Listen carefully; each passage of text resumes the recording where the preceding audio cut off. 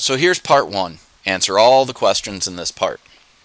Base your answers to question 1 and 2 on the passage below and your knowledge of social studies. You're going to probably skip over some of this direction throughout the test. Okay?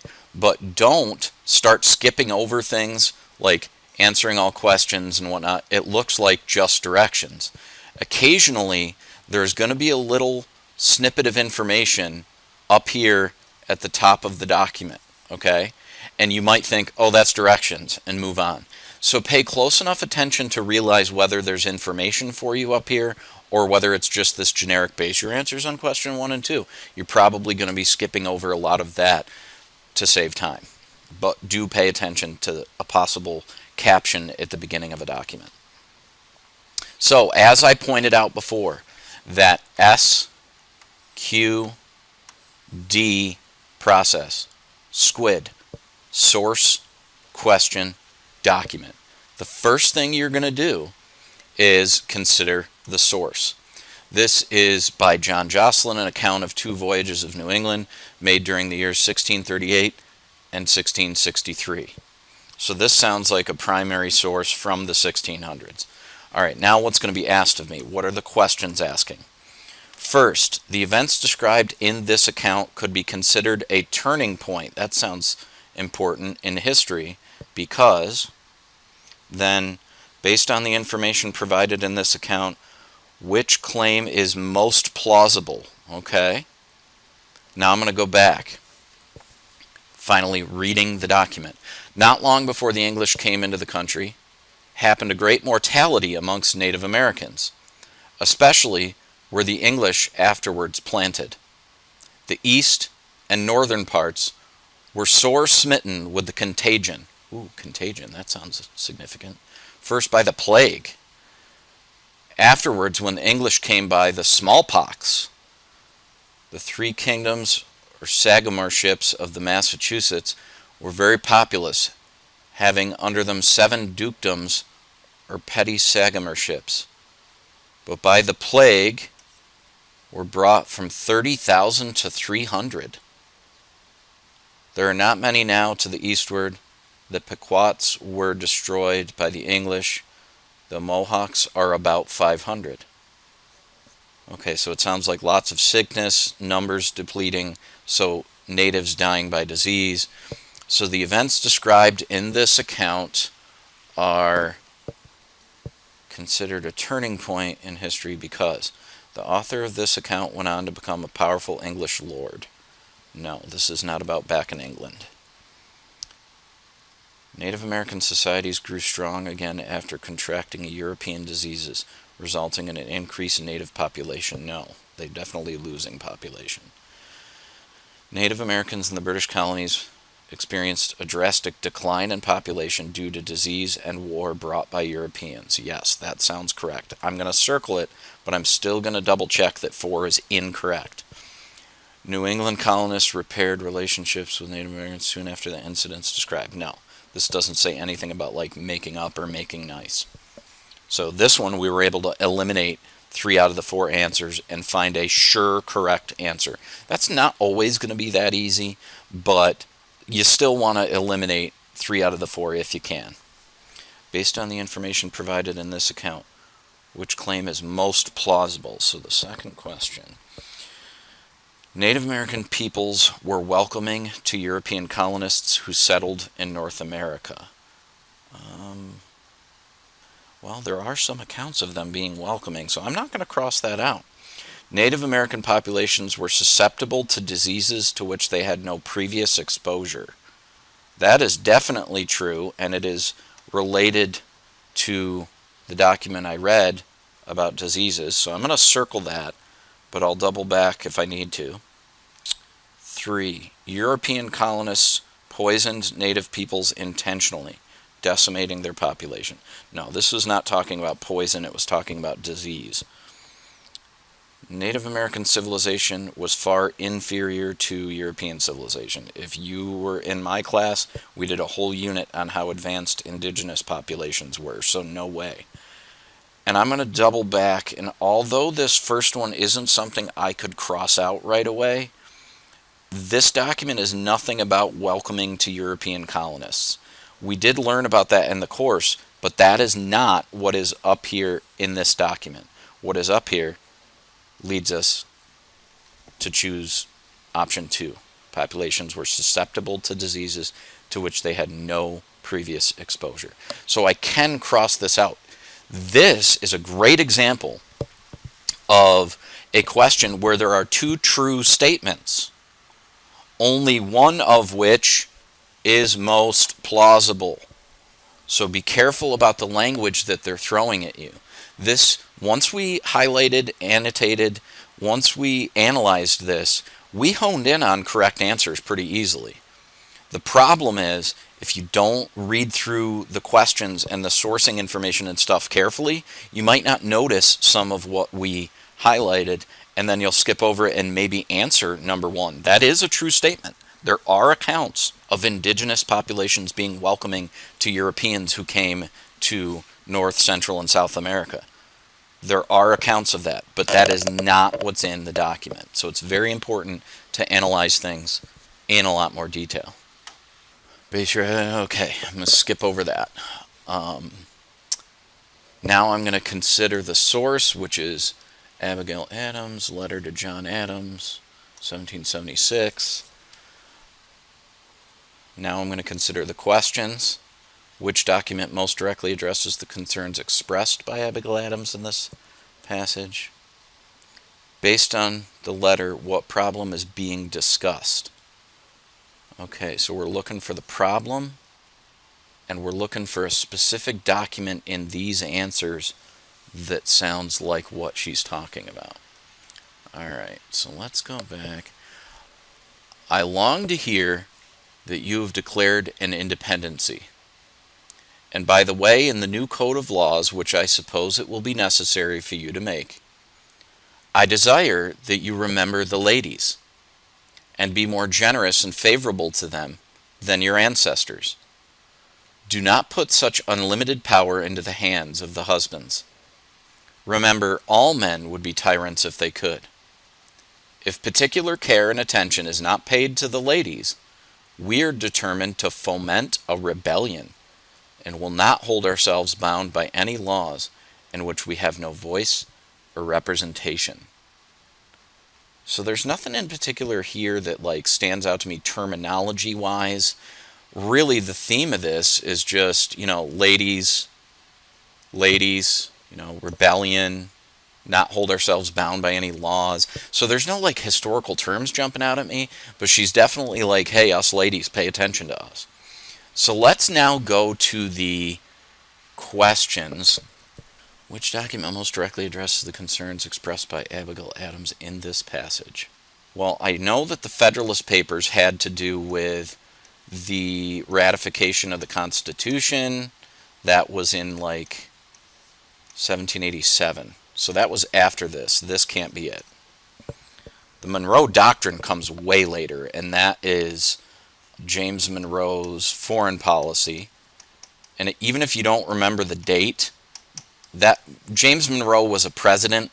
That was his foreign policy. It happens to be 1823. Even if you don't remember that, you're going to say, nah, James Monroe came way later. Declaration of Sentiments. Ooh, this sounds promising, because that, if you remember, was at the Seneca Falls Convention. And so this is about women's rights.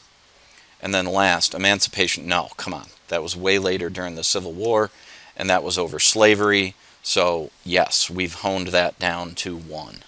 Based on the letter, what problem is being discussed? Inequality. Yep, there it is. Inequality between men and women. Let's make sure the rest are incorrect. Yeah, the British are not mentioned. Slavery is not mentioned. And the Intolerable Acts are not mentioned. Boom. Again, by process of elimination and having read things carefully, analyzed them using the SQUID process, we honed in on the 2 correct answers. Okay, we're skipping over that. Now, consider the source. Henry Knox to George Washington, 1786. Based on the letter, what problem is being described? So we're looking for a problem. And then 6. Which of these actions was the most direct result of the situation described in the document? Okay, so we're looking at a problem and a result. All right, now let's go back to the document. The people who are the insurgents, which just means rebels, see the weakness of government. They feel at once their own poverty, compared with the opulent, which means rich, and their own force, and they are determined to make up the latter in order to remedy the former. This dreadful situation, for which our government have made no adequate provision, which is just arrangements, has alarmed every man of principle and property in New England. What is to give us security against the violence of lawless men? Our government must be braced, which is strengthened, changed, or altered to secure our lives and property.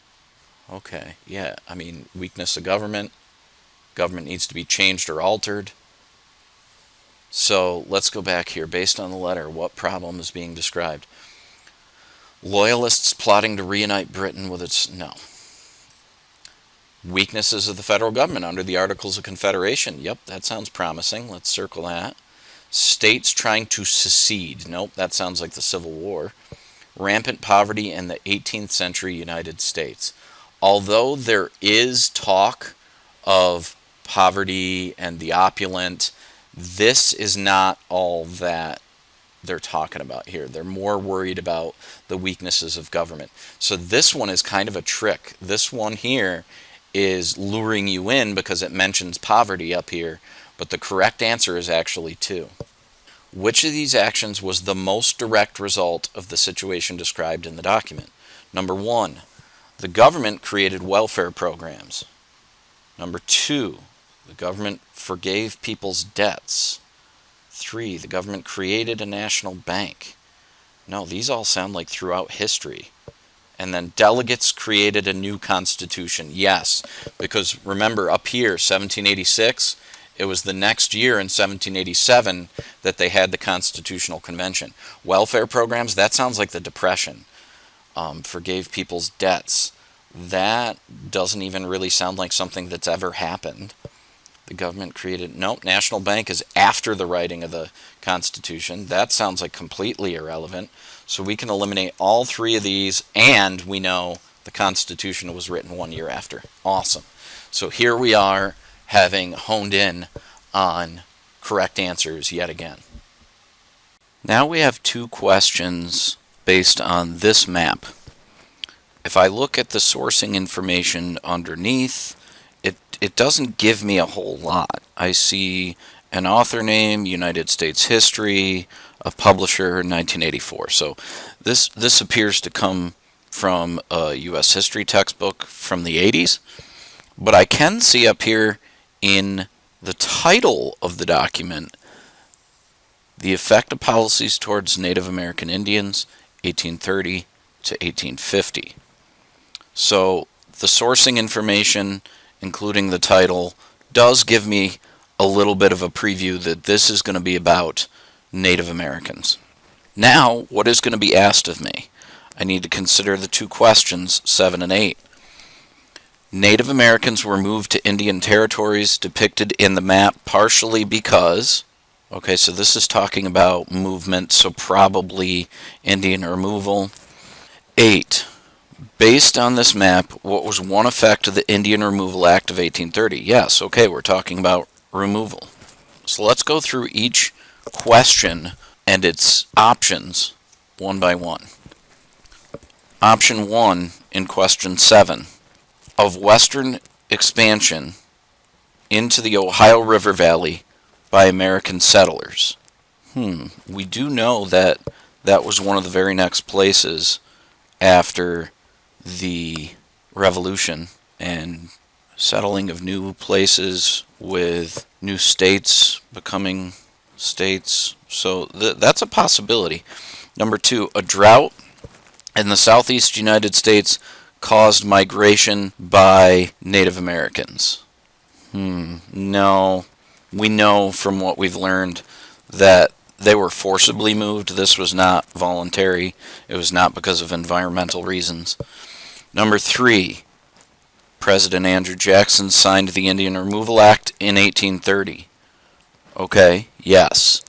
Yeah, this sounds, I'm gonna put a note there. This sounds good. In Worcester versus Georgia, the Supreme Court sided with President Jackson.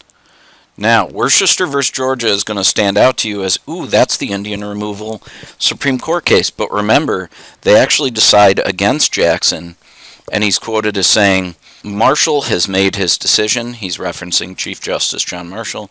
Now let him try to enforce it. And he's really thumbing his nose at the legal system by saying, I am still going to move forward with the Indian Removal Act. So we've gotten rid of 2 options. Now, this first one, that western expansion into the Ohio River Valley by American settlers, we do know that put natural pressure on Native Americans, but since this is obviously pointing in the direction of Indian removal, and this time frame in the title of the document, 1830 to 1850, yeah, I'm going to say that our correct answer is Andrew Jackson signing the Indian Removal Act, especially because the very next question asks us about that act. So now our options for question 8. Number 1, Native Americans were forced from their tribal lands to Indian territories in the West. Yep, I'm gonna mark that. That sounds exactly like the answer. All of the Seneca population was wiped out by a migration known as the Trail of Tears. As tragic as the Trail of Tears was, the Seneca population was not completely wiped out. 3, Native American tribes had to share tribal lands with American settlers. No, the whole point of removal was to make room for those settlers and to completely remove them. There would be no sharing of land. And number 4, Native American tribes spread out to settle in many more states than prior to the Indian Removal Act. No. Statehood usually meant you had already removed the native population. So we can eliminate, and yes, the gut instinct of the first option is the correct answer. Another map, this time of railroads. The title, Railroads in 1840 and in 1860. You can see, based on the key of the map, different lines representing where there were some railroads in 1840, which there's many fewer, versus in 1860, where there's many, many more. You can see, again, another random sourcing information. Sounds more like a textbook. Nothing even all that useful. As a matter of fact, I'm not going to leave that highlighted. Now let's look at our 2 questions. We've sourced it. Now what are our 2 questions? The information provided by the map best supports what conclusion? Okay, map about railroads. What conclusion can we reach from that? Keep that in mind while we read the options for number 9. And then number 10. Which of the following was most likely a cause of the events illustrated in the map above? Okay, keep these things in mind as we read. So, what conclusion can we reach from this map? Number 1, the South's transportation system was more efficient. No, probably not, because there's much less track. So how are you going to be more efficient than the North with less track? No. Most railroads were owned and operated by the United States government. No. Private industry was the way of the world in the United States from the beginning. Number 3, the Transcontinental Railroad linked the West and the South. Well, you'll notice this map ends right around the Mississippi River Valley. Mississippi River would be flowing through here somewhere, and that's where it ends. Transcontinental is way further out west later in history, so you can eliminate that. The North had transportation advantages by the start of the Civil War. Yeah, that's obvious. Look at all the track up here and the lack of track down here in comparison. So there's our correct answer. Which of the following was most likely a cause of the events illustrated in the map above? Manufacturing and population centers in the 1800s were located mostly in the North. We know that to be true, but we don't necessarily have that shown to us in the map. So I'm going to mark that, but not assume that's the answer, because just because something's true doesn't mean that's what the map is showing us. Number 2, the manufacturing centers in the 1800s were spread out around the country. Not really. I mean, you can see that a lot of major cities are along the coast. They're along the Great Lakes region. Remember the creation of the Erie Canal. They're along the Mississippi River Valley. There's not a real spreading of things. It's obvious why things are where they are. So I'm going to go ahead and cross that one out. The manifest destiny caused a lot of Americans to move to the northern states in the 1800s. Manifest destiny had to do with moving west, not north. So no, we're going to delete that.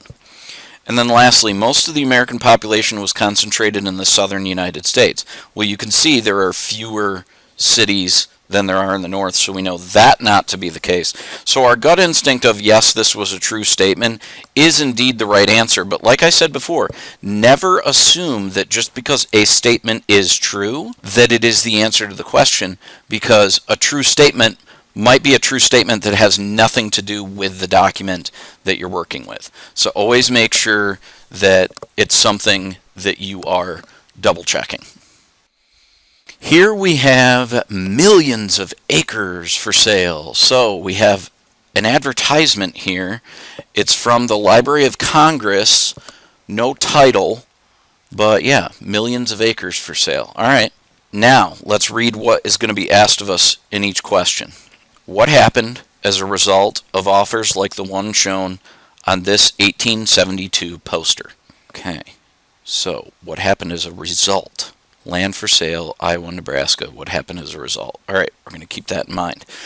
Number 12. The federal government supported the land offer made in this advertisement by, how did they make this land available? Okay, so let's start with question 11 and go through its options. What happened as a result? Number 1, more Native American Indians on the Great Plains were forced onto reservations. I'm going to say yes. That's probably true. I'm going to mark that. 2, the government began to restrict the number of acres that people could buy. No, they're trying to encourage people to settle land, so they're not going to discourage them from purchasing it. The Great Plains states became the new center for manufacturing. No, Great Plains is in the middle of nowhere. Agriculture has always been and remains even in the modern world the main source of income for the Great Plains states. All of the manufacturing is going to be more like the map we looked at before with the railroads along the coast, along the Great Lakes, along the Erie Canal, etc. Number 4, Missouri and Nebraska became new territories. Well, while Nebraska and Missouri are in this advertisement, the words themselves, this is a trick thing. It wants you to see those words and make this choice. If you're reading carefully, you're noticing that has little to nothing to do with what is being referenced on the map. First of all, Missouri is a part of the railroad company. It's not where the land is for sale. Iowa and Nebraska is where the land is for sale. So this is really a trick option, and it is indeed our gut instinct of option 1. More Native American Indians on the Great Plains were forced onto reservations. Question 12. The federal government supported the land offer made in this advertisement by 1. Encouraging exploration for gold and silver. They didn't really have programs for that, while people did want the gold and silver that could have been found in the West. So I'm not going to cross it out, but I'm also not going to mark it. Creating a sharecropping system after the Civil War. No. This was how you controlled the black population in the South. It's little to do with Western expansion. 3. Protecting the hunting grounds of Native American Indians. Nope. The exact opposite happened. Natives were feeling pressure. They were not feeling protected. And number 4, giving public land to railroad companies to help finance railroad construction. Yes, absolutely. So while this one, the first one, I am going to cross it out now, sounded like it could have been possible, most of the Please Settle the West programs had to do with agriculture and not gold and silver. So that helps us get to, yeah, railroad companies were being given public land to help finance railroad construction and therefore better settle the West. Oh, a narrative document again. Okay, so we'd had a few maps and things. You're going to see some documents you can move through quicker than others because they're visual. This one, you're going to need to take a minute because you need to read this, what appears to, yep, it's a poem. So this poem was carved on the base of the Statue of Liberty, National Monument in New York Harbor in 1903. So this is A New Colossus by Emma Lazarus. Okay, this Colossus being the Statue of Liberty. Okay, I'm not going to read the poem just yet because I want to know what's being asked of me before I get into the nitty-gritty details. So what is being asked in questions 13 and 14? According to this poem, what factors pushed immigrants to come to the United States? And then 14. Emma Lazarus' poem was most likely carved onto the base of New York Harbor, Statue of Liberty, because. Okay, so what factors pushed immigrants to come to the U.S.? And it was carved because what reason? Okay, so let's start with 13. What factors? Number 1, a desire to live with their family members who were already settled there. That's certainly true. You'd want to be together with your family. I'm not going to mark it just yet, but that is a true statement. 2, a desire to see the natural beauty of the United States. Yeah, people want to see nice things, but there's really, you're not just going to go, hey, that's pretty, I want to move my entire existence there. That's probably not it. Number 3, a need to escape poverty, oppression, and war in their countries of origin. Oh yeah. I'm going to mark that. That sounds exactly like what we're looking for. And then number 4, to make their fortunes as businessmen in the U.S.'s booming economy. Well, immigrants were paid really horrible wages, so we're going to assume they're not looking to make a fortune. We've narrowed it down to 2. Let's read through the options for 14 before we read the poem, and hopefully we can confirm our gut instincts on both of these before we read the poem. That way we're not reading it multiple times. Number 1, the U.S. wanted all to know that the U.S. is unwilling to accept immigrants and refugees in its national border. Well, we know that's not true because a lot of businessmen were like, hey, that's cheap labor, we want them here. Number 2, the U.S. wanted to send a message of welcome to migrants fleeing poverty, war, and oppression. Ooh, we're hearing that poverty, war, and oppression again. Maybe that's a hint that both things are true for both questions. I'm going to mark that. Number 3, the New York Harbor needed a lighthouse to protect its shoreline. Well, you didn't need something quite that fancy. Yeah, did it work as a lighthouse? It sure did, but if all you needed was a lighthouse, you wouldn't make something quite as fancy as the Statue of Liberty, which actually was a gift from the French. Number 4, every American citizen supported open immigration. No, people were often like, hey, get out of here, you're going to compete for my job. So this one helps us by eliminating 3 out of 4 that this is likely the correct answer. Welcome of migrants fleeing poverty, war, and oppression, which gut instinct tells me poverty, war, and oppression in the first one is going to also be the correct answer. But let's read the poem. A mighty woman with a torch, whose flame is the imprisoned lightning, and her name, Mother of Exiles. From her beacon hand glows worldwide welcome. Keep, ancient lands, your storied pomp, cries she, with silent lips. Give me your tired, your poor, your huddled masses yearning to breathe free, the wretched refuse of your teeming shore. Send these, the homeless, tempest-tossed, to me. I lift my lamp beside the golden door. So yeah, this is all referencing the horrible things about life. And while this first statement in the first question is true, we can cross it out because while that might have been a factor, What was certainly a factor for most immigrants was a need to escape poverty, oppression, and war. And it's kind of nice that they gave us a hint here that both answers have the same terminology in it. So next up we have a political cartoon labeled "If Capital and Labor Don't Pull Together." The cartoonist's name is down here. It was in the Chicago Tribune in 1919. So we've sourced this now. Now let's read the questions so we know what is going to be asked of us. Which statement most accurately describes the main argument made in this 1919 cartoon? And what could a historian best use this cartoon as evidence of? Okay, before reading the options, let's look.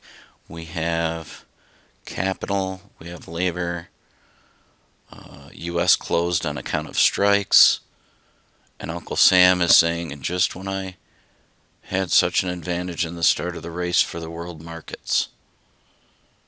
Okay, so now let's read through each question's options. Which statement most accurately describes the main argument made in this 1919 cartoon? Number 1, labor and management have the same economic goals. Well, it looks like they've turned their back on each other here, and that U.S. closed on account of strikes. Looks like things are not going well, so I don't think they have the same goals. The federal government should take ownership of major industries. Nope, that sounds like Marxism, which is never part of the Gilded Age Industrial Revolution goals. 3, organized workers are more productive than non-union workers. Doesn't seem to specify anything about the productivity of the workers. Disputes between labor and the leaders of business are hurting the economy. Yep. Okay.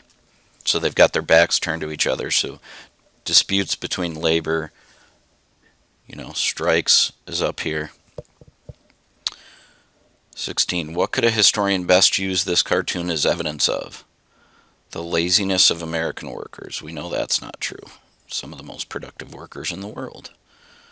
The futility of labor and capital cooperation. No, because Uncle Sam is actually saying, hey, we really need you to work together.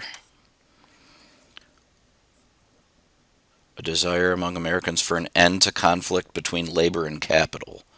Let's read the last one to be sure, but that sounds like it. A hatred of cooperation between labor and capital by most Americans. No. So there's a need for cooperation, a need for the end of disputes. We were able to very successfully use the process of elimination here. Now, 17 and 18, we have a map. We also have a passage.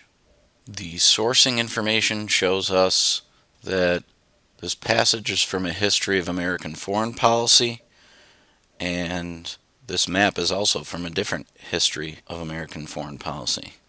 Now, our two questions that we need to address are, which claim is best supported by the evidence provided in the map?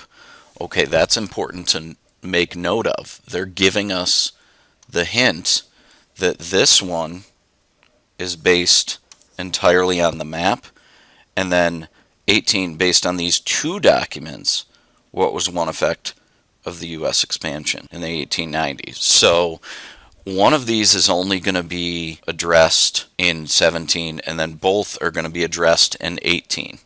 So 17, based on this map of the Caribbean, United States interventions in the Caribbean. Now let's go through and compare to our options. Prior to the Spanish-American War, the United States was exerting influence over the Caribbean. Well, if you remember, the Spanish-American War was in the late 1890s. And even if you forgot that, when you look ahead to the second question, they kind of give you that hint with the wording of the second question. So, 1890s. Most of these dates, if you notice, are in the 1900s. So, this can be eliminated because a lot of these interventions obviously happened after. So we were not exerting influence in the Caribbean prior to the Spanish-American War. From the Spanish-American War onwards, the United States began to intervene militarily in the Caribbean. That sounds a little more like it. I'm not going to circle it right away. Let's keep reading.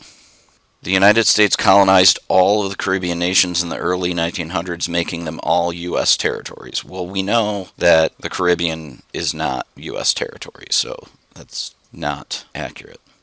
Number 4, the United States left the Caribbean to govern itself after the Spanish-American War.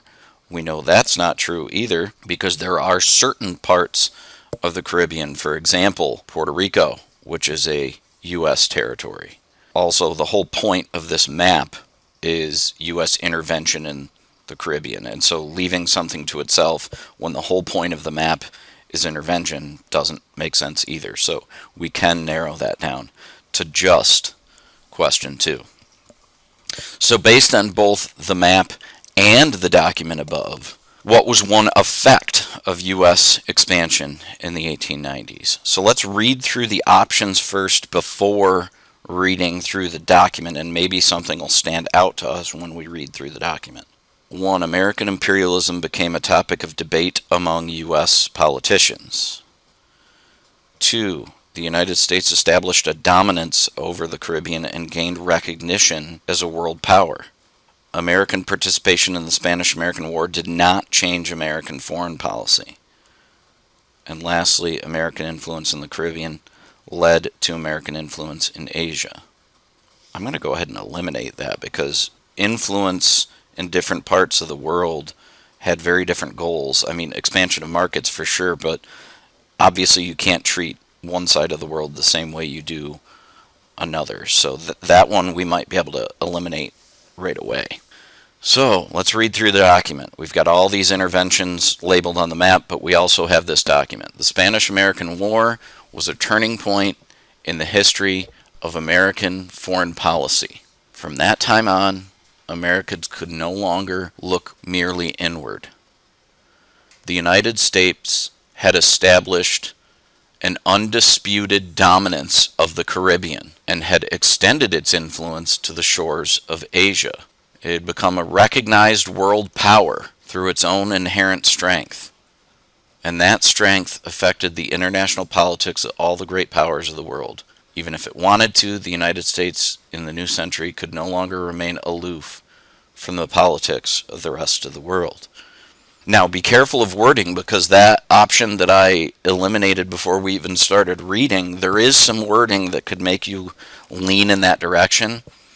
That's a trick. They're trying to get you to read through things too quickly, not be analytical, and get this incorrect by looking at that. So it's sounding very much like it's obviously pointing us in this direction. The established undisputed dominance of the Caribbean and then recognized as a world power points us immediately in that direction. Now, beyond the document and the map, if you remember studying the Spanish-American War, it very much was a turning point in American foreign policy. We were becoming much more involved in the world versus the isolationists that we had always been. So the Spanish-American War did change American foreign policy. And then the first one, American imperialism became a topic of debate among U.S. politicians. Nowhere in that document does it talk about the debates over foreign policy going on in the U.S. Congress, for example. So, process of elimination, deep analysis of the document, and you can see that we're consistently finding correct answers to the questions by analyzing the documents well. Base your answers to 19 through 22. Oh wow, there's 4 questions based on this. Okay, so we really want to deep dive into this because there are 4 different questions that we can answer based on this. So let's source the documents first. We have President Herbert Hoover in 1931 and then President Franklin Roosevelt in 1933. So this stands out to me as this is probably going to be about the Great Depression. So let's read our questions before we go through the documents. And the excerpts above, both President Hoover and Roosevelt are referring to, I'm not going to circle or anything, but I will highlight that was my gut reaction anyway, and it's probably going to be correct. The ideas debated in these two excerpts were immediately followed by the, New Deal programs. Man, I haven't even read the documents yet, and this is pointing me in certain directions. 21. These two excerpts illustrate a difference in opinion between the two speakers over granting subsidies to big business, promoting free trade policies in the Western Hemisphere, regulating supply and demand, and expanding the federal government's role in the economy. Yeah, that sounds a lot like what we learned about during the Depression. How much of a role should the government play? 22. President Roosevelt's speech represents a turning point in history because it marks the beginning of government regulating the economy. Yep, this sounds a lot like what we learned. He replaced Hoover as president in 1929. Well, obviously that's not true because Hoover is president in 1931. So there's one we can eliminate right away. It led to amending the Constitution. It sparked American involvement in World War II. Okay, so I haven't even read the documents yet, and I've already got some ideas of what the answers to these questions are, but you definitely still want to read the documents to confirm that. So in the Hoover in 1931 excerpt, let's read that. The ever-growing complexity of modern life, with its train of ever more perplexing and difficult problems, is a challenge to our individual characters and to our devotion to our ideals. The resourcefulness of America when challenged has never failed. Success is not gained by leaning upon government. Our wording about involvement of government. Success is not gained by leaning upon government to solve all the problems before us. That way leads to enervation, which just means lessening of will, and destruction of character. Victory over this depression and over our other difficulties will be won by the resolution of our people to fight their own battles in their own communities, by stimulating their ingenuity to solve their own problems, by taking new courage to be masters of their own destiny in the struggle of life. Now let's read the FDR. I am prepared under my constitutional duty to recommend the measures that a stricken nation in the midst of a stricken world may require. These measures, or such other measures as the Congress may build out of its experience and wisdom, I shall seek, within my constitutional authority, to bring to speedy adoption. So, constitutional authority, constitutional duty, measures. So this sounds like exercising government power. So let's go back through these. 19. In the excerpts above, Presidents Hoover and Roosevelt are referring to, yes, the Great Depression. They're not referring to any wars. The ideas debated in these two excerpts were immediately followed by the, New Deal programs. We know that FDR was the one who brought about the New Deal.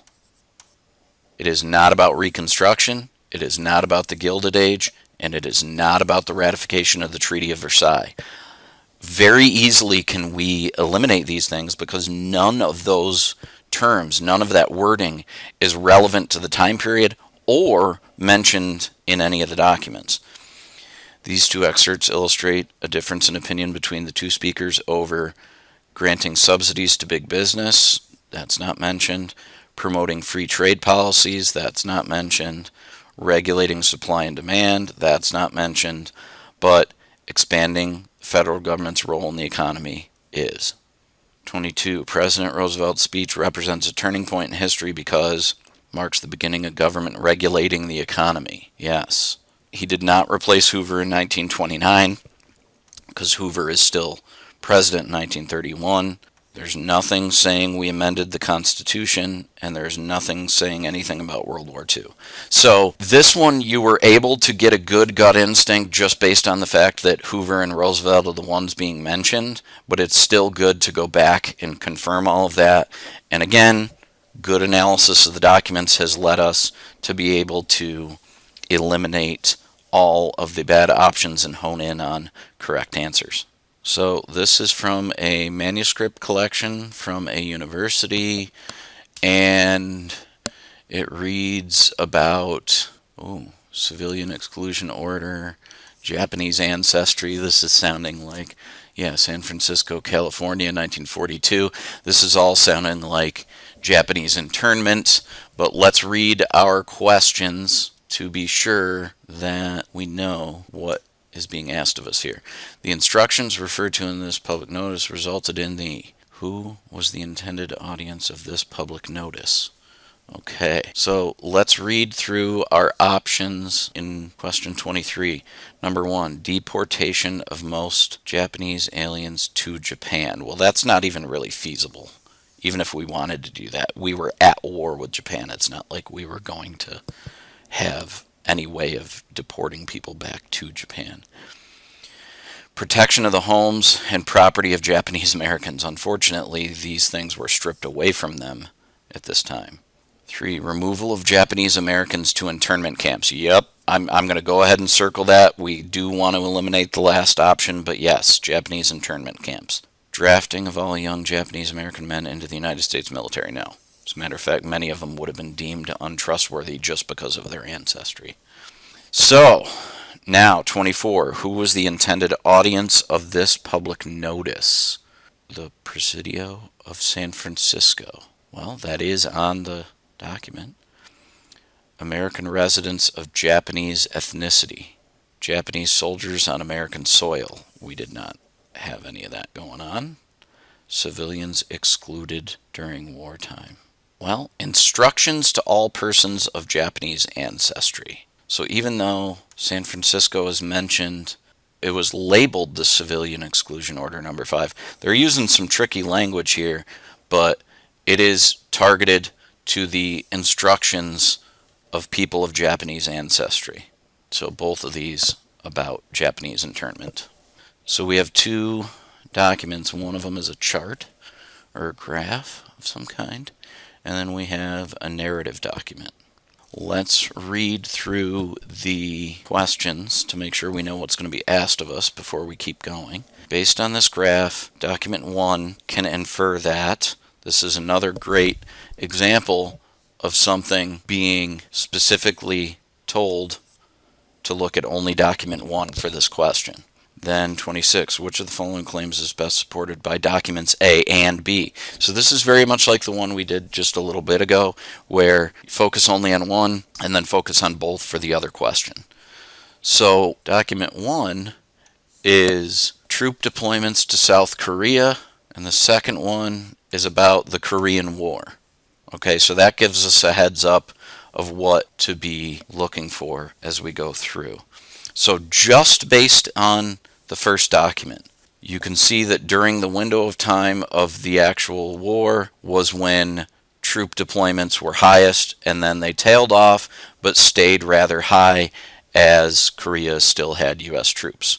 Even through today, there are U.S. troops in Korea. So, based on this graph, document 1 can infer that the United States won the Korean War in 2005. Well, no. The American troops in South Korea were reduced after 1953. So 50, 51, 52, 53. Yep, that's right about the time that the big drop-off is going on, so let's go ahead and circle that. But let's confirm. The United States won the Korean War in 1960. No, that doesn't match up the time frame either. South Korea was lost to communism in 1960. No. So it's giving you different dates on this timeline, and you can't reach those conclusions based on the numbers, whereas you can reach the conclusion of troops were reduced after 1953. The chart itself, remember, only this chart answers question 25. You can't make those inferences from just what's available on the chart. Only one of them can be answered based on the chart. So, which of the following claims is best supported by documents A and B? The Korean War did not impact the size of the American military. The Korean War caused an expansion of American military forces. The Korean War caused a reduction in the size of American military forces. The Korean War forced World War II veterans to go back into service. Okay, so there's something about how many people did we have in the military that we got to pay attention to. So obviously the demand of troop numbers went way up during the window of time of the Korean War, but let's read the narrative part too. Within a year of the start of the international conflict in Korea, the number of people serving in America's armed forces more than doubled.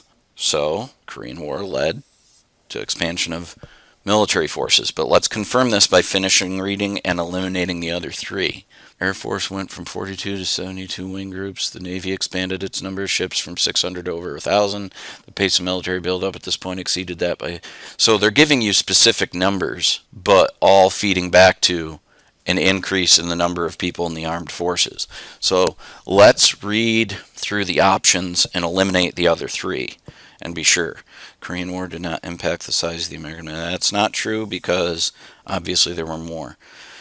The Korean War caused a reduction. Nope, it was an increase. And then the Korean War forced World War II veterans to go back into service. It doesn't really specify that, so we can eliminate that and choose our correct answer. Last two questions of part 1, the multiple choice. So this document is a statement from President Obama establishing the Stonewall National Monument in June of 2016.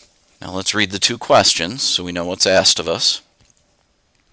The actions by the Stonewall Bar patrons described above were significant because, and which statement best describes the effect of the actions described above?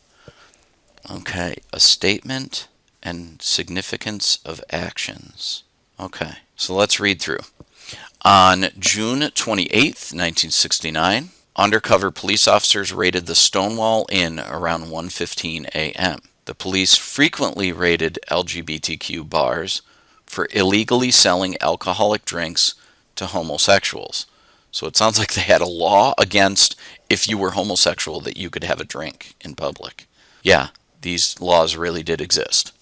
Customers resisted the police by refusing to show identification or go into a bathroom so that a police officer could verify their sex. Jeez.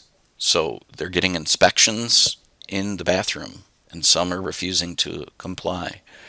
As police officers began making arrests, the remaining customers gathered outside instead of dispersing as they had in the past. They cheered when friends emerged from the bar under police escort. And they shouted, "Gay power," and "We want freedom." Okay, let's read through the options here. Question 27. The actions by the Stonewall Bar patrons described above were significant because, instead of reacting passively as they had in the past, they resisted and protested their treatment. Yes, that sounds like it could be it. Let's confirm. 2. Their actions resulted in arrest by the police and mistreatment by the courts. Here is where you know this is incorrect. That was never mentioned in the document, how they were treated in the court after the fact. They were all members of the LGBTQ community. Well, it doesn't say that either. There were some members of the LGBTQ community, but it does not say every single person being mentioned. They reacted to the raid by organizing a boycott. No boycott is described. So yes, they had once been passive and were now resisting. Question 28. Which statement best describes the effect of the actions described above? Number 1. LGBTQ Americans stopped going to bars as frequently as they had in the past. No. Within a decade, LGBTQ people could legally marry one another. There's no mention in the document of marriage. The next day, the Stonewall Inn was declared a national monument. Well, that's not true because the incident was in 1969, and President Obama declared it a national monument in 2016. So that is also not correct. And yes, so okay, here we go. They sparked the movement for LGBTQ rights. So that's the conclusion of part 1. That is the end of part 1. As you could see, by carefully analyzing documents and doing the process of elimination, you can hone in on a correct answer for each and every question. The Part 1 multiple choice is going to have the biggest impact on your overall score in the Regents exam. So I strongly suggest that you take Part 1 very seriously, take your time, be complete, and I'm sure you will do quite well. If you have any questions, see me in class about them. Thank you.